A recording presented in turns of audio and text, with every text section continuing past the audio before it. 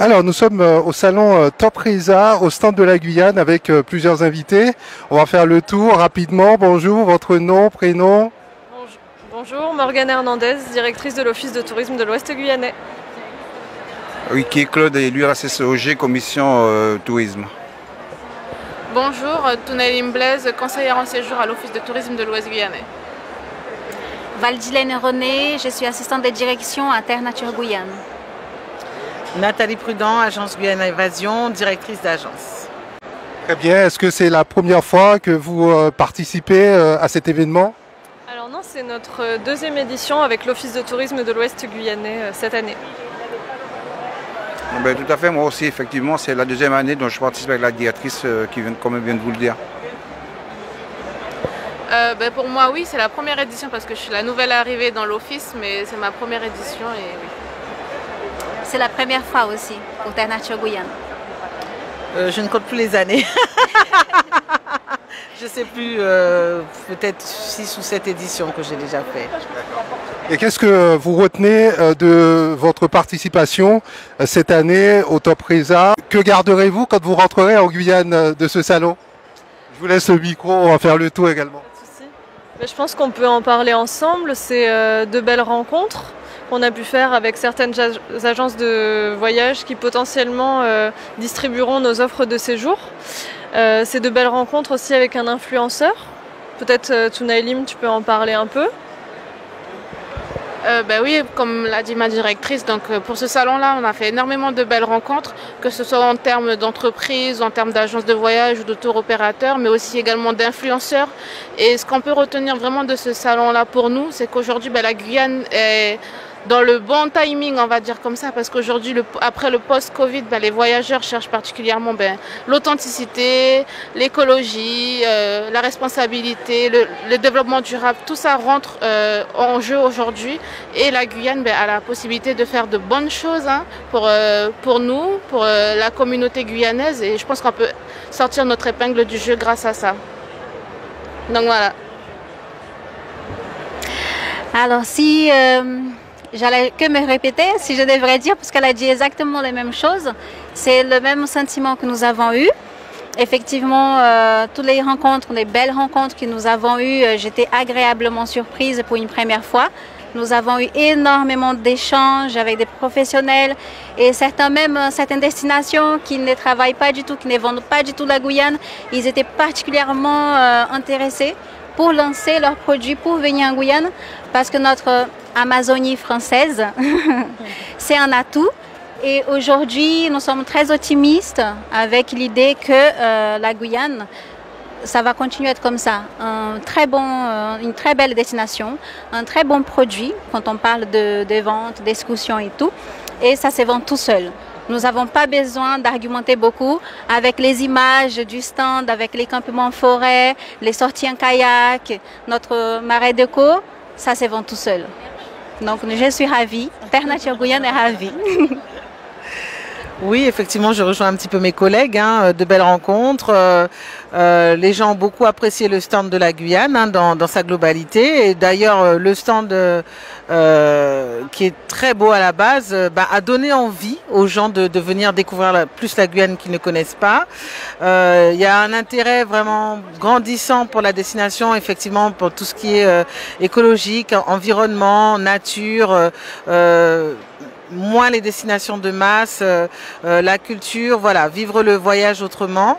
Et la Guyane a son épingle du jeu à tirer là-dessus.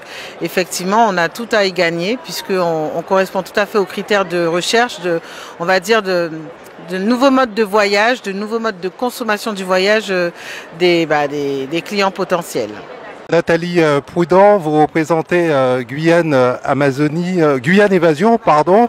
Est-ce que les visiteurs ont été séduits par vos produits et services? Oui, complètement. En fait, comme ils connaissent pas la destination, il faut vraiment prendre le temps de leur expliquer les choses. C'est pas comme si on vendait les Seychelles ou les Maldives ou la Martinique ou la Guadeloupe où tout le monde connaît, tout le monde voit, tout le monde sait ce que c'est. La Guyane, les gens ne connaissent pas. Donc, du coup, c'est vrai que ça nous demande beaucoup plus de temps pour argumenter, pour expliquer ce que c'est que la destination. Mais quand on prend le temps d'expliquer aux gens, en fait, on a leur accroche et ils ont vraiment un intérêt. Ils sont surpris. Ils se disent ah oui, il y a ça à voir, etc. Parce qu'ils savent pas ce qu'il y a à découvrir là-bas. Donc, en fait, ça nous prend du temps, mais les échanges sont constructifs et on sent que les gens qui se sont arrêtés en tout cas sur le stand ont un intérêt vraiment réel et sincère pour la destination. Est-ce que vous avez pu conclure des affaires? Oui, on conclut en fait, oui. Il y a effectivement des professionnels qui sont venus nous voir et qui veulent vraiment vendre la destination Guyane dans leur brochure. Donc on est déjà en contact par email avec du coup les programmes que je leur ai proposés sur la destination Guyane. C'est pas qu'on signe tout de suite, ça y est, je vous envoie un client demain. Le salon est fait pour être connu, pour se faire voir, pour avoir les contacts entre professionnels, parce que c'est vrai qu'une destination se vend aussi par les agences réceptives, puisque nous on est des professionnels de la destination et clairement moi de ce que j'ai ressenti, les gens ils en avaient un petit peu marre de vendre un petit peu la même chose et ils ont de la demande de la part de leur clientèle qui veulent voir autre chose, donc d'où en fait cet engouement pour la destination. Mais oui, on aura forcément des retombées, c'est évident.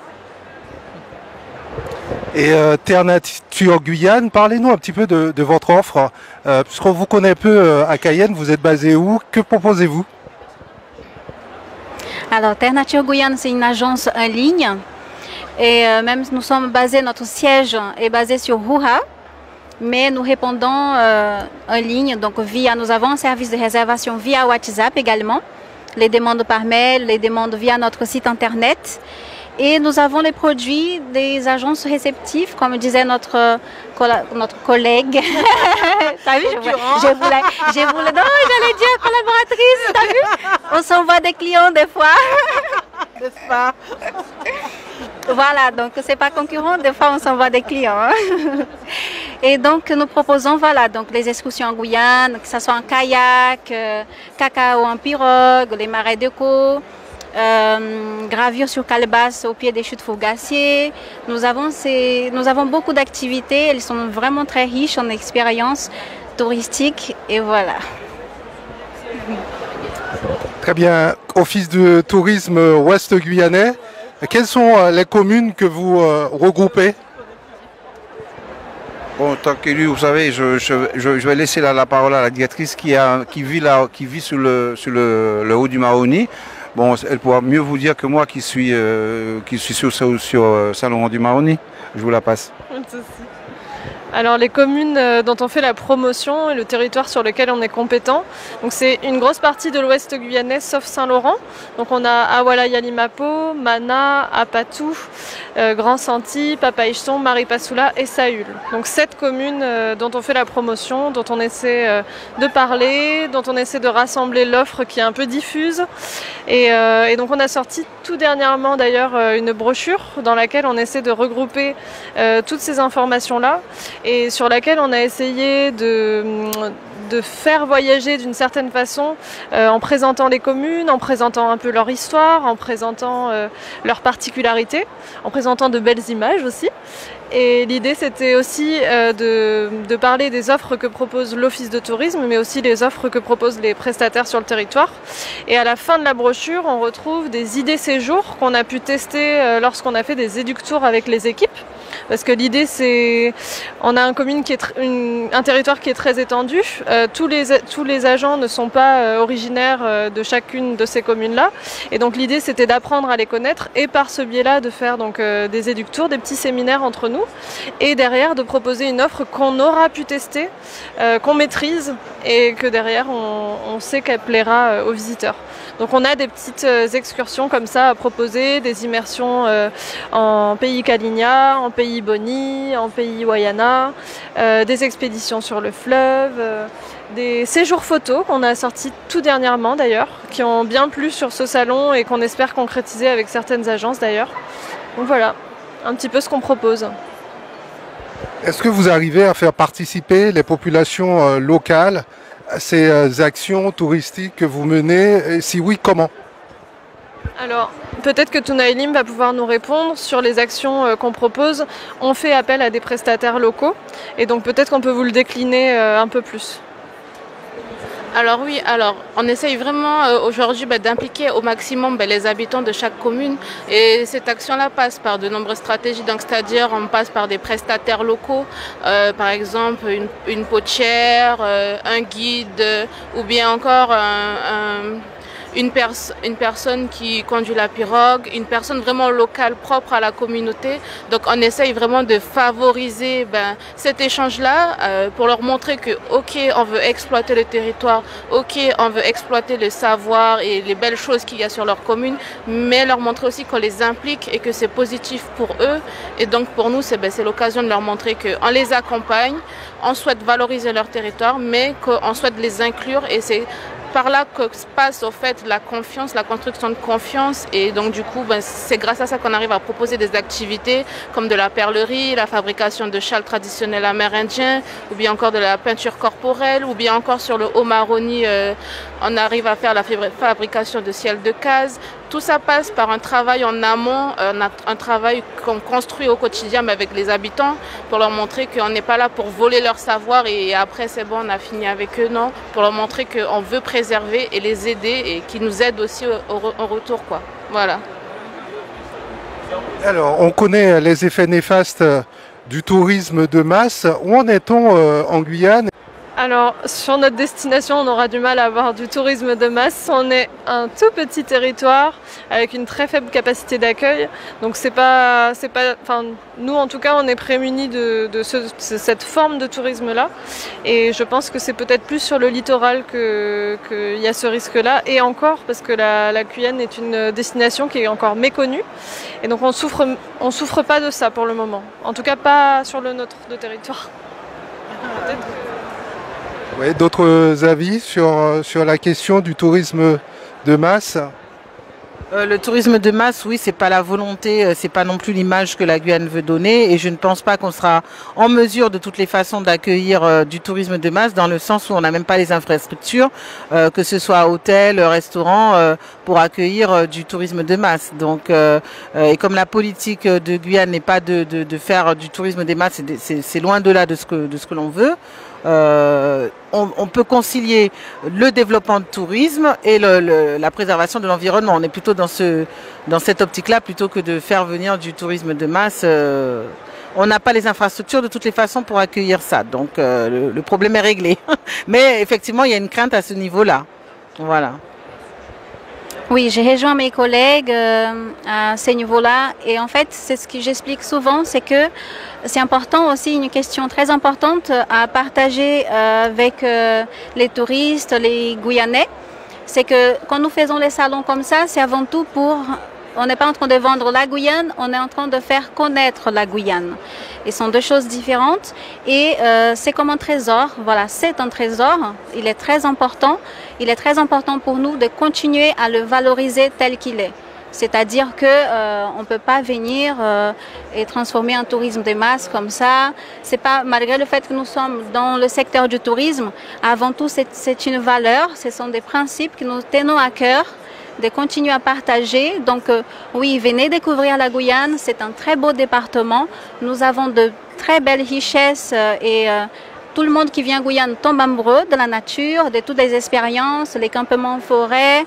Nous sommes de tout cœur enthousiastes pour ces genres d'expériences-là, tout en conservant justement cette valeur qui est évidemment de ne pas que ça ne devienne jamais un tourisme de masse, évidemment. Alors, on a entendu vos arguments, que la Guyane c'est un beau département, il y a beaucoup de choses à découvrir, beaucoup de potentiel. Au-delà de ça, est-ce que vous avez des chiffres à nous donner sur les retombées concrètes au fait, du tourisme au niveau de la Guyane, sur les 5 dernières années par exemple, qu'a représenté le tourisme dans l'économie locale, où on travaille, on avance un petit peu à l'aveugle? Alors je pense qu'au niveau de ces chiffres-là, vous aurez peut-être plus d'informations avec le comité du tourisme, qui normalement est doté d'un observatoire et pourra répondre au niveau des chiffres de fréquentation, au niveau des types de consommation. Nous, ce qu'on observe en tout cas sur sur l'Office de tourisme de l'Ouest guyanais, vu qu'on n'a que 3 ans, on n'a pas beaucoup d'années de référentiel pour vous répondre à cette question. Mais ce qu'on peut vous dire, c'est qu'on est né pendant la période Covid en 2020. Donc forcément en 2020, on a eu du mal à avoir la fréquentation puisque ce n'était pas possible. 2021, c'est reparti, mais de manière, disons, à tâtons. Et là, 2022, on espérait avoir un peu plus de visiteurs, un petit peu comme en 2019. Malheureusement, sur les communes de l'intérieur, vu qu'on est très dépendant d'Air Guyane et des billets d'avion et des transports, on a eu du mal à atteindre les objectifs qu'on s'était fixés en termes de fréquentation, malheureusement. Et donc, on a eu du mal à vendre nos produits touristiques, on va dire. Donc, c'est pas forcément le même constat sur toutes les destinations, je ne pense pas, parce que certaines agences étaient bien prises pendant l'été. Donc je pense que mes collègues en parleront peut-être mieux que moi. Alors, oui, évidemment, sur plusieurs années, nous avons connu donc, la période Covid. Donc, on sait tous, ça a été quand même voilà, un coup dur pour tout le monde du secteur, évidemment. Mais c'est vrai qu'entre l'année dernière et cette année, alors je ne pourrais pas vous dire un chiffre, mais un pourcentage. Pour cette année, disons que nous avons fait 100% plus que l'année d'avant. Voilà, un niveau de demande au niveau des séjours. Et je rejoins aussi sur la difficulté donc, pour aller tout ce qui est SAU, le Maripasoula, effectivement.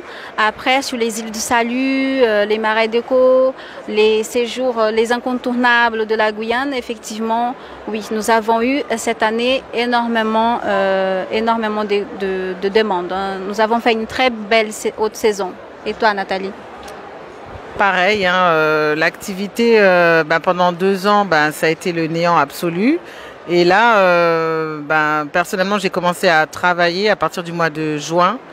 Juin, juillet, août ont été de très très bons mois et pour moi, ils ont été même meilleurs que 2019 avant le Covid. Après moi, c'est vrai que j'ai plus d'ancienneté, ça fait 6 ans que Guyane Évasion existe. C'est vrai que du coup, les autres, c'est un peu plus récent, donc ils ont un peu moins de recul. Mais en tout cas, pour mon activité à Guyane Évasion, depuis 6 ans que j'existe, juillet-août a été la meilleure année de toutes les années précédentes que j'ai eues. Très bien. Malheureusement, notre département est aussi concerné par un taux de chômage assez élevé au niveau des jeunes et l'insécurité. On est touché de plein fouet. Qu'est-ce qu'il faudrait pour que davantage de jeunes aient envie de travailler dans le tourisme, aient envie de se lancer dans ce secteur, créer des entreprises dans ce secteur? Pas tout le monde en même temps. Si je peux me permettre de répondre à ces questions, étant moi-même jeune, je pense que ce serait déjà la sensibilisation aux jeunes sur la plus-value de la Guyane. Ça passe par là parce que parfois on n'a pas forcément conscience qu'on est guyanais, mais on a une richesse, que ce soit culturelle, que ce soit gastronomique. On a une telle richesse qu'on n'en a pas forcément conscience. C'est parfois en partant à l'étranger ou ailleurs qu'on se rend compte qu'au final, en Guyane, il y a de quoi faire. Et ce n'est pas tout le monde qui a cette volonté de faire. Je pense que c'est quelque chose qu'on doit inculquer aux jeunes, peut-être depuis l'école, en prenant plus souvent l'exemple de la Guyane, de ce qu'il y a possibilité de faire sur la Guyane, et aussi de montrer que s'ils ont des idées, si ce sont des porteurs de projets, on peut les accompagner, on peut les encourager. Et je pense que ça passe par tout ça, en fait, depuis le processus de l'école jusqu'au projet final, quoi. Mais je pense que ça peut passer par là. Oui, et aussi donc l'accompagnement, c'est pourquoi lors d'un BTS en tourisme, le stage il est très important, l'immersion, être dans le secteur. Très souvent, les étudiants, quand ils viennent en stage chez nous, ils ne connaissent pas les excursions, ni d'où ça part, ni où ça, voilà, la particularité. Et quand ils sortent, c'est très enrichissant. Moi, j'ai envie de dire que ce serait important, enfin ça reste une idée, un avis personnel, que les stages puissent être plus longs. Pas simplement 1 mois ou 2 mois. Vraiment, dans mon idéal, dans ce que moi j'idéalise pour notre jeunesse, ça aurait été que pendant leur cours de BTS en tourisme, par exemple, qu'ils soient en alternance. des jours où ils sont en agence, qu'ils puissent aussi accompagner un guide, voir ce que le guide il fait, l'agence réceptive, les réservations, donc tout ça. Et faire aussi, hein, parce que effectivement, nous avons dans la jeunesse, nous avons beaucoup de jeunes qui ne connaissent pas non plus notre département, qui n'ont pas eu l'opportunité de faire des excursions eux-mêmes. Et dans le cadre de leur stage, ils découvrent, ils ont plus de détails sur tout ça, ça leur passionne et ensuite ça leur donne envie de rester. Voilà. Alors le tourisme, c'est avant tout un métier de passion. Si les personnes à la base ne sont pas passionnées par ce métier et par son pays, ça va être compliqué. Donc c'est vrai que la passion, c'est en chacun d'entre nous. Chaque Guyanais, normalement, doit aimer son pays et du coup, pour s'impliquer, s'investir, faut d'abord aimer son pays pour pouvoir en faire quelque chose. Et déjà, le Guyanais est l'ambassadeur de son pays. Il faut d'abord qu'il apprenne aussi à aimer son pays parce que c'est bien beau de dire on est Guyanais, mais il faut aussi le connaître, il faut apprendre à le découvrir, toutes ses facettes. La Guyane, ce n'est pas que Cayenne. Donc il y a un réel investissement de nous, Guyanais tous, hein, pour la destination, pour pouvoir s'impliquer dedans. Le tourisme, c'est une activité économique énorme dans le monde entier. Tout le monde en a pris conscience et j'ai l'impression que nous, non. Et ça passe par tout le monde. Ce n'est pas qu'une personne qui peut développer le tourisme, c'est un tout. Donc une fois qu'on aura pris conscience que le tourisme peut être un atout économique, que ce soit dans l'emploi, dans la génération de chiffre d'affaires et de bénéfices, et que tout le monde, que ce soit des emplois directs ou indirects, peut en tirer des conséquences intéressantes. Tant que les gens n'auront pas pris conscience de ça, ce sera difficile.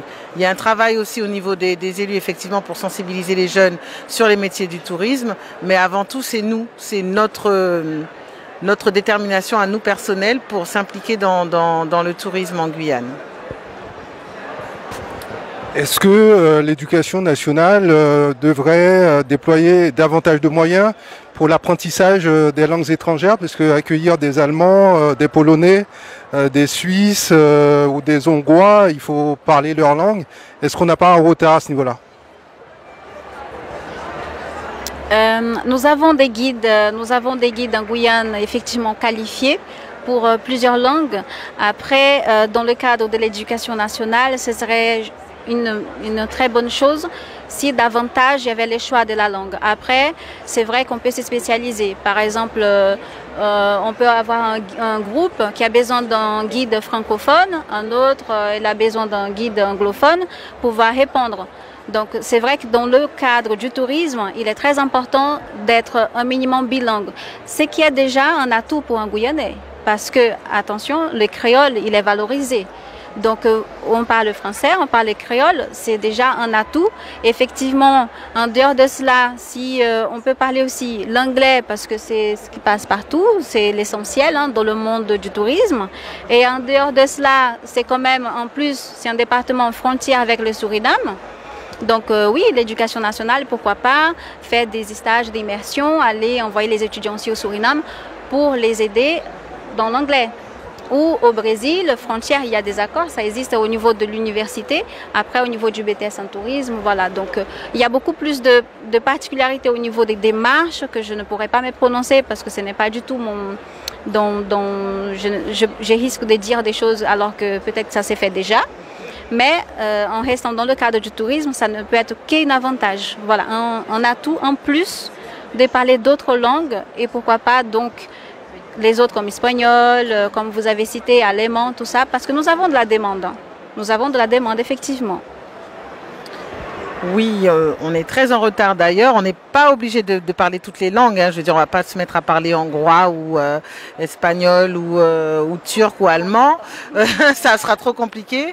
La langue internationale, on va dire, c'est l'anglais. C'est-à-dire qu'on est tous censés, quand on accueille quelqu'un ou quand on va dans un pays à l'étranger, même si la langue nationale n'est pas l'anglais, en fait, l'anglais, c'est la langue qui passe partout et que tout le monde peut parler. Et en effet, en Guyane, on a énormément de lacunes là-dessus, parce qu'il y a très très peu de gens anglophones. Et pourtant, le marché anglophone est un marché abondant. On ne peut plus se contenter que d'accueillir que des Français. On les accueille avec plaisir. Mais en fait, si on veut faire du tourisme, il faut regarder plus loin et ne pas se rester dans le rayon national. Et il faut un petit peu s'internationaliser. Et on a de la demande beaucoup de l'étranger qui sont curieux de venir voir, déjà ne serait-ce que par le centre spatial qui est déjà la base de l'Europe et du coup un site international. Donc oui, on a de grosses lacunes dans les langues. Dans le tourisme en Guyane, ben, les gens ne parlent pas anglais, hein. C'est une triste réalité. Alors, quels sont les arguments que vous pouvez avancer pour inciter les Guyanais du littoral à visiter les communes de l'ouest de Guyane? Je profite de votre présence pour vous poser la question. Alors, comme on le disait beaucoup lorsqu'on a fait nos échanges avec les différentes personnes rencontrées durant ce salon, nous, nos valeurs, en tout cas ce qu'on aimerait promouvoir lorsque les gens viendront sur notre territoire, c'est le côté humain. Donc l'immersion dans les communautés, parce qu'on a une diversité de communautés assez importante dans l'Ouest. Et après, c'est aussi beaucoup la nature, donc le ressourcement, la déconnexion. Donc c'est plutôt ces arguments-là, je pense, qu'on peut retrouver dans l'Ouest. Peut-être compléter, Monsieur Riquier. Non, moi je pense effectivement, comme elle dit, du côté de l'Ouest, effectivement, c'est beaucoup le côté valeur humaine et puis connaissance de la nature, parce que vous savez, c'est pas un département, comme on dit, qui est très développé. Déjà en accès par l'avion, c'est déjà un petit peu compliqué. Mais ce qu'il y a de beau dans l'Ouest, c'est découvrir l'Ouest par le fleuve. Et les différentes communautés qui se retrouvent sur le fleuve, et puis bon, l'hospitalité, et tout apprendre à les connaître, parce qu'on dit quelquefois quand ils sont dans la boue, ce sont des sauvages, mais non, il faut, comme elle venait de dire, c'est découvrir le côté humain de ce côté tourisme, et ce tourisme surtout culturel, apprendre toute simplicité, apprendre à connaître les gens, voilà, c'est surtout ce côté-là qu'il faut qu'on continue à développer sur l'Est guyanais. Pour ma part, c'est vrai, dans l'Ouest, comme l'ont dit mes collègues, alors c'est vraiment la partie humaine, parce qu'il faut savoir que les communautés dans l'Ouest sont assez proches de la nature, ils préservent énormément leur savoir, et donc c'est pour le voyageur avoir le respect de la communauté, le respect de leur savoir. Et après, c'est vrai, comme l'a dit mon collègue, c'est aussi le fleuve. Il y a aussi d'autres lieux insolites. Par exemple, nous, on ne travaille pas forcément sur Saint-Laurent, mais il y a le camp de la transportation, et il y a aussi d'anciens bagnes à Walaya-Limapo. Chaque commune a leur propre histoire, donc je pense que c'est vraiment les sensibiliser à ça, et surtout que chaque commune a sa propre ethnie qui ont leur propre histoire, et donc il faut savoir respecter ça, je pense, oui. Alors ce sera ma dernière question aux agences. Comment faciliter la mobilité des Guyanais sur le territoire? La mobilité, les infrastructures routières, vous voulez dire? Bah oui, c'est ça. Ah bah allez-y, à vous de nous dire ce qui manque. Oui, complètement. Déjà, bon, le réseau routier, on sait ce que c'est en Guyane, hein. Il y a quelques petites améliorations à faire, notamment la route de Causse, on l'a cité. Le réseau, pas tout, bah oui, voilà, même Cayenne, hein. Ah oui, d'accord. Ah bah, tu vois, tu m'apprends quelque chose. Donc, faciliter la mobilité, donc déjà par les infrastructures routières, à carrément améliorer. Le réseau téléphonique, les moyens de transport. C'est vrai que pour aller d'une commune à une autre, il n'y a rien, hein, clairement. Ou alors c'est aléatoire. Oui, il n'y a pas de navette de l'aéroport pour aller dans Cayenne, même parler pour aller dans même de. Oh, voilà, non mais voilà. On est enclavé, effectivement, on ne peut plus aller ni au Suriname ni au Brésil. Enfin oui, on peut y aller, mais c'est long, c'est compliqué. Donc effectivement, il n'y a plus de vol, même pour le Suriname, il n'y a plus de vol non plus, donc il n'y a plus rien. Donc il y a tout à faire. Écoutez-nous au secours. Donc, mais c'est vrai, il y a tellement de choses à faire que j'arrive même plus à les citer, tellement il y en a et tellement on en parle depuis des années. Mais c'est vrai qu'à ce niveau-là, c'est vraiment une catastrophique. On est vraiment très en retard sur les infrastructures, et c'est inadmissible, c'est impensable. Même le réseau téléphonique, quand on est en panne entre Cayenne et Saint-Laurent, entre Kourou et Saint-Laurent, et que vous n'avez pas de réseau, il n'y a même pas une borne SOS ou une station essence ou rien du tout, là vous n'avez plus qu'à prier pour vous dire pourvu que quelqu'un s'arrête. Donc non, à notre ère là, ça peut pas, voilà, ça peut pas arriver, c'est dramatique. Je lance un appel aux élus. moi j'ai rien à rajouter. Non, ça y est, le mot est dit. Hein. Bon, comme elle dit, on fait un appel aux élus. Voilà, bon, je vais me faire tuer, mais bon, c'est pas grave. je fais partie des élus. On est déjà bon. Non, effectivement, il y a vraiment un développement routier et même en avion, hein, parce qu'en aérien, voilà, il y a un gros boulot à faire. Bon, je pense que les élus qui viennent d'être élus, ça fait 2 ans, je comprends bien, ont pris à bras le corps le problème et qu'ils vont améliorer la situation. Moi, j'y crois.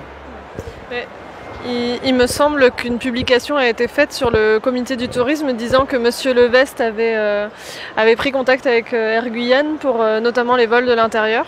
Donc on espère bien que ces échanges amèneront quelque chose sur nos destinations et notamment plus de vols ou en tout cas une capacité un peu plus importante ou une anticipation sur les vols pour éviter qu'ils soient tous pleins lorsqu'on en a besoin.